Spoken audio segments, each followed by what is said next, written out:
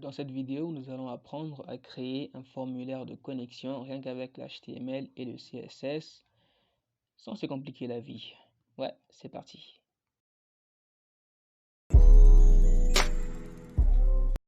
Ne vous en faites pas, cette fois-ci la vidéo sera expliquée. Voilà ce que nous allons faire. Nous allons faire en sorte que le site web, ou plutôt ce formulaire, puisse s'adapter aux différents types d'écrans, que ce soit les petits, moyens ou grands écrans comme les ordinateurs. C'est ce que nous allons faire ici. Et on commence. On enlève tout, on supprime tout, on recommence de zéro. Nous avons des pages vides. Et voilà, CSS, HTML. C'est tout ce dont nous avons besoin, pas besoin d'image. En ce qui est de la structure du projet, c'est juste un dossier qui contient le CSS et puis nous avons un fichier index.html. C'est tout ce dont on a besoin. On génère l'arbre de notre site web avec l'extension Emmet. Si vous voulez, vous allez l'installer. Change le heading, plutôt le title, on met form et puis voilà la structure de notre site web. Et voilà, on commence avec le formulaire. On enlève l'action puisque nous n'allons pas soumettre le formulaire. On ajoute un input de type email pour l'adresse email de l'utilisateur. Un placeholder, on dit email@gmail.com. Pas besoin de mettre un label.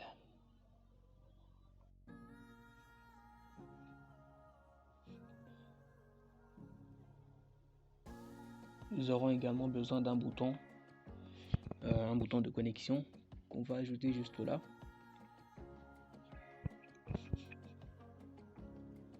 Connexion.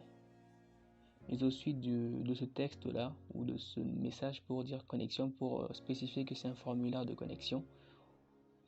Et là on ajoute les classes dont on aura besoin pour pouvoir manipuler tout cela en CSS pour enfin donner du style à tous ces éléments en ordre. Je préfère utiliser les classes. Alors nous avons form container, ensuite form container heading pour en tête, heading en anglais. Ensuite form container input pour les champs d'entrée. Au fait, moi c'est Salem, dis-moi ton nom dans l'espace commentaire.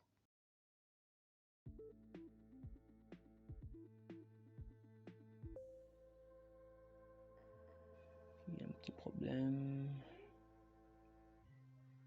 Voilà. Ensuite, on passe à l'étape 2, l'étape du style. C'est ici que tout commence en fait. La partie intéressante commence ici. On ajoute ensuite le style pour la partie main de notre site web.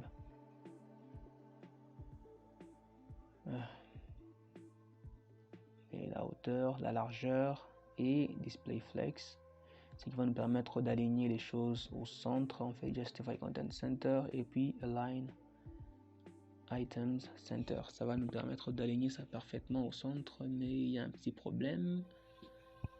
On dirait que le style ne s'applique pas. Qu'est-ce qui ne va pas? Qu'est-ce qu'il y a? On dit ouais, je n'ai pas encore fait le lien avec le fichier CSS, raison pour laquelle je n'ai pas eu du style. C'est tout à fait normal. Des petites choses qui arrivent. Voilà, là on l'a bien centré et on passe maintenant au design du formulaire. Et donc on va le sélectionner. On lui a donné la classe form container.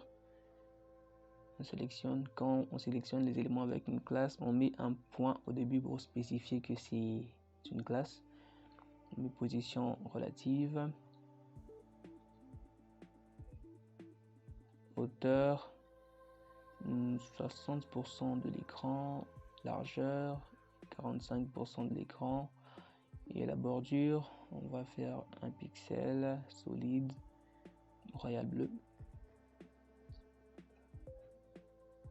Et on va réduire la bordure de 30 pixels. Voilà. Ensuite, on va donner une marge intérieure de 10 pixels pour que les éléments puissent pas se coller aux bordures. Display flex, justify content center, puis align item center bien sûr pour aligner, et flex direction colon pour qu'il puisse se placer l'un au-dessus de l'autre. Et puis on va mettre un gap de 10 pixels pour qu'ils puissent pas se coller l'un contre l'autre. Voilà. Ensuite on passe à la deuxième étape, on va designer le test. Voilà, ce texte là qui dit connexion, on va un peu l'arranger. Et donc on le sélectionne et on y applique du style. Si vous voulez un cours CSS, vous en faites pas, je vais vous en faire un très bientôt, ça va arriver. Un cours sur HTML, CSS. Voilà, font size 1.5 rem ou rem si vous voulez. Font family sans serif, je préfère celui-ci. Couleur, on va mettre cette couleur, un gris plutôt léger. Position absolue et top 10 pixels. Disons 40 pixels, non 30 ou 20, pourquoi pas. On passe maintenant au champ de texte, les inputs. On sélectionne form container inputs, padding ou marge intérieure, padding de 15 pixels et une largeur de disons 80%. Voilà. Border radius de 10 pixels. Outline. Non.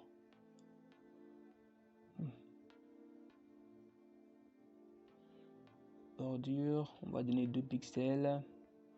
Solide pour que ça fasse une ligne parfaite. Et puis on va donner cette couleur ici. Un bleu que j'ai déjà sélectionné, j'ai déjà présélectionné. Et j'aime bien ce bleu, même si c'est pas super visible. Ensuite, on va enlever les outlines, ce qui va faire en sorte que la couleur ne change pas lorsque je clique sur le champ de texte. On s'occupe ensuite du dernier élément qui est le bouton.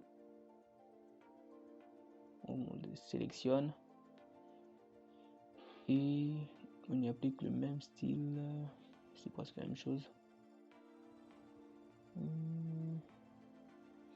On va économiser des lignes de code. On va juste faire ceci, on va copier et puis on va appliquer le même style. On ajoute juste ce sélecteur ici et ça nous évite de nous répéter. Ça économise un peu de place, toujours important. Ensuite on va lui donner une largeur un peu plus grande pour qu'il puisse avoir la même taille que ses confrères ou ses consoeurs, de ça quand vous voulez. Et voilà, on va donner une couleur. Parfait, super.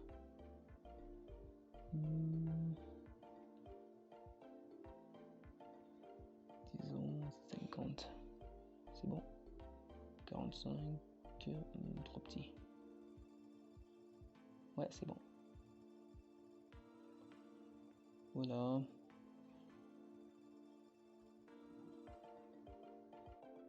On va également ajouter le message qui dit si vous n'êtes pas connecté, vous devez ajouter un compte ou bien créer un compte. Donc on va dire vous n'avez pas de compte,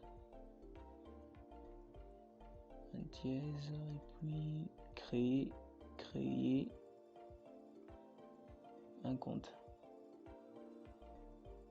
Ça c'est un lien vers une autre page qu'on ne va pas ajouter, raison pour laquelle on a mis un dièse. Voilà.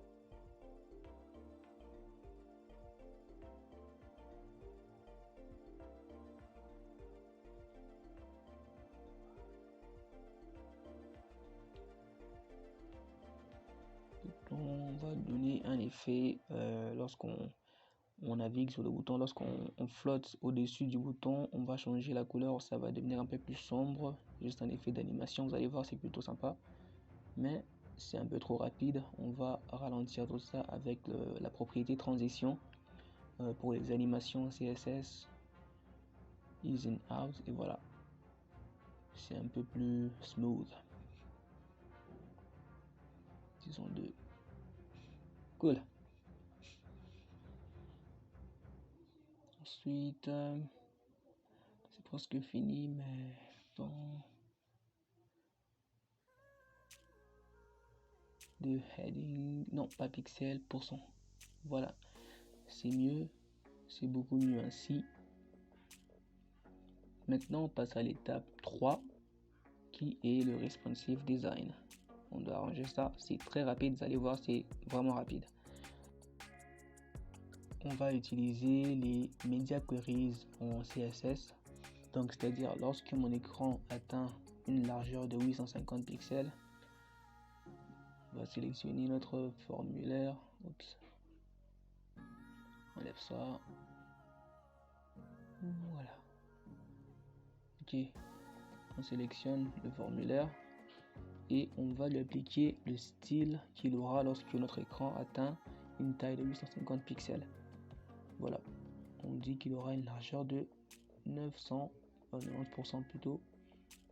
On enregistre et voilà, c'est fait. Maintenant notre site s'adapte, notre formulaire s'adapte à tous les écrans. Ça peut être utile, vous pouvez ajouter ça à vos projets, à vos sites web, à vos applications web, tout ce que vous voulez. Un formulaire tout simple, rapide et je trouve qu'il est plutôt professionnel. Il ne contient pas beaucoup de choses, beaucoup de détails inutiles, beaucoup d'animations, beaucoup de couleurs. C'est plutôt cool. Voilà comment ça apparaît sur iPad, les écrans moyens. Voilà. Maintenant on va s'occuper de petits liens. On va juste ajouter une couleur dans lien. Voilà. La balise A, on va juste changer de bouton à link pour lien. On le sélectionne et on lui donne quand même une couleur. On va lui donner du royal blue. Je pense que c'est mieux ainsi. Ensuite, on va ajouter require pour que le formulaire ne puisse pas être soumis si tous les champs ne sont pas remplis. Voilà, quand on clique, on a ce petit message qui nous dit il faut remplir les différents champs. Et ensuite, on va aligner le texte dans les champs de texte. Voyez-vous, on va juste faire du text align center, c'est rapide. Text align center, voilà. Et voilà, le texte est aligné au centre. Merci d'avoir regardé la vidéo. Si elle vous a aidé, n'hésitez pas à liker la vidéo et à vous abonner à la chaîne pour plus de vidéos comme celle-ci. Merci.